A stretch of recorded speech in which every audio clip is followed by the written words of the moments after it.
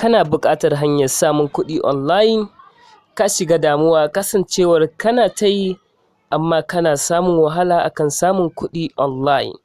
Kada ka damu, na zo ma da sabuwar hanya wadda za ka samu kuɗi online cikin sauƙi ba tare da ka sha wata doguwar wahala ba. Ba ka buƙatar idea, haka zalika ba ka buƙatar certificate, kuma ba a buƙatar wani investment a ciki. Kawai ka biyo ni a cikin wannan bidiyo ta inda zan nuna maka step by step ta yanda za ka yi wannan abin, sa'annan ka fara samun kuɗi online ba tare da ka sha doguwar wahala ba. Kawai abin copy and paste ne zan nuna maka ta hanyar dannawa akan Google, ka yi copy na wannan, sa'annan ka je ka yi pasting a cikin website, sa'annan ka fara samun kuɗi online. Idan kana kallon wannan bidiyo kada ka manta kana ta channel ɗin Hikima and Fasaha TV, ka daure ka danna mana alamar subscribe, sa'annan ka danna alamar ƙararrawa ka zaɓi all, domin wannan shine zai ba YouTube damar da zarar mun ɗora wani sabon bidiyo da ke bayani akan yadda za ka samu kuɗi online, kai ne za ka kasance mutum na farko da YouTube za su sanar akan sabon bidiyon mu. Mu je a cikin bidiyon mu domin fara aikin. Farko za mu zo mu danna browser mu ta Chrome kamar haka. Muna shiga Chrome muka danna browser mu ta Chrome, za ta buɗe mana domin fara aikin. Browser mu ta Chrome tana buɗewa, kai tsaye za ta kawo mu zuwa fuska kamar haka. Abin da za ka yi sai ka zo nan ka danna akan wannan search, sai ka zo ka rubuta samun. Kana rubuta samun ka danna shi kamar haka, kai tsaye za ka ga ya kawo ma fuska kamar haka. Idan ya buɗe, bayan ya kammala searching ɗin shi ya buɗe ma fuska kamar haka, za ka ga cewa get the innovative ideas you need. A business cannot grow without innovation.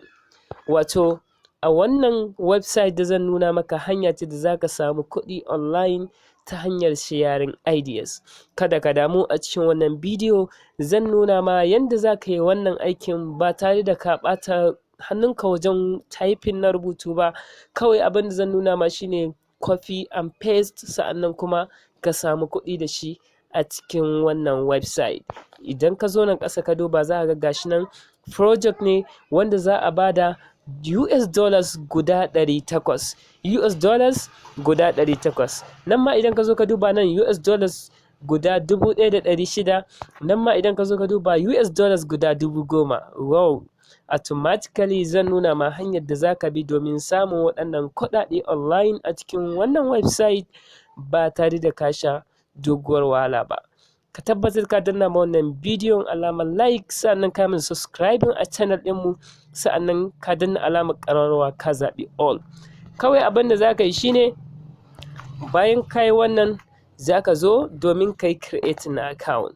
Sai ka zo ka danna yes I am a solver, sai ka danna akan wannan. Kana dannawa I am solver, automatically za su kawo ma wannan rubutun domin baka bayani akan abin da ya shafi cikin wannan website ɗin.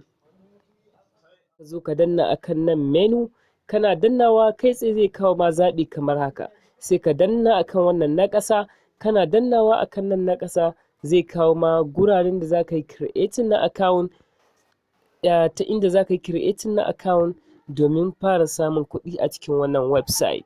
Kawai abin da za ka zo ka saka shine sunanka, location ɗinka, email address, password, birthday, gender, sa'annan ka skills ɗinka da kake da shi a cikin wannan website da za ka yi accepting. Sai ka zo nan ka yi ticking na wannan box ɗin, kana dannawa cewa akan kai agree akan terms and condition na wannan website.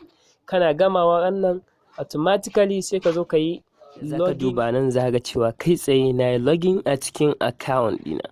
Kai tsaye idan na zo nan na ja haka gashi nan za ga cewa different project ne gasu nan daban-daban. Wannan US dollar 800, wannan kuma US dollar guda 1,600, wannan US dollar guda 10,000. To kai tsaye bari mu shiga wannan mai US dollar 10,000 domin ka ga ya aikin zai gudana. Sai mu zo mu danna akan shi haka. Muna dannawa kai tsaye za ka ga ya buɗe mana fuska kamar haka. Ga shi nan yadda za ka iya tsayawa ka karanta wannan domin ka ga wane ƙa'idoji ne suka bayar a cikin wannan. Kai tsaye za ka zo nan inda za ka yi submitting na wannan abin da ake buƙatar ka bayar.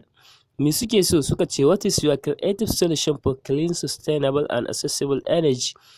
Wato wannan tambayar ake so ka ansa kawai. Kai tsaye za ka samu US dollars guda 1000 da zaran ka karɓa wannan ansa. Kawai abin da za ka yi idan ka diba ga shi nan mutum 70 sun yi submission na ansa su, kuma kwana 12 ya rage domin a rufe a zaɓi mutum 10 daga ciki a ba su wannan dala 10,000 ɗin, wato kowa zai samu dala 1000, kuma zai iya yiwuwa kai ne. Kawai ka biyo ni ta inda zan gwada ma wani Google trick ta yadda za ka yi shi kai tsaye ba tare da ka tsaya rubuta komai ba.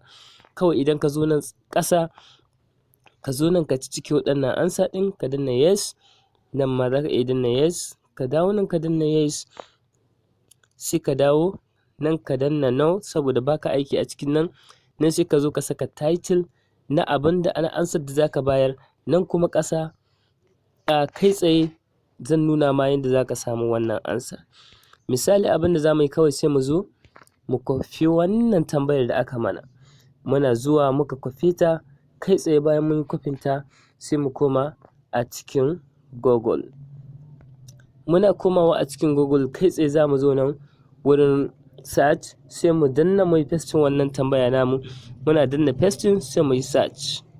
Idan ka duba kai tsaye ga search nan ta kawo min result na search, sai in zo nan in danna akan wanda ya fi burge ni daga ciki.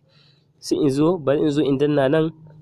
Misali idan na danna nan akan wani tambaya da aka yi akan kora, kawai bayan na danna kai tsaye zan jira ya buɗe. Idan na jira ya buɗe, idan ka diba ga shi nan ansa ce wanda ya tambaya a cikin kora aka bayar. Kawai abin da zan yi sai in zo in kwafi wannan tambayar iya yanda nake so. Idan na kwafa kai tsaye sai in je in yi pasting a cikin wannan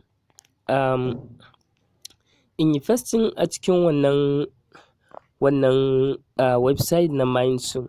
Kai tsaye abin da zan zo shine sai in danna akan wannan, sai in zo in yi kwafi na wannan ansar. Ina yin kwafi kai tsaye abin da zan yi in danna akan kwafi. Ina dannawa akan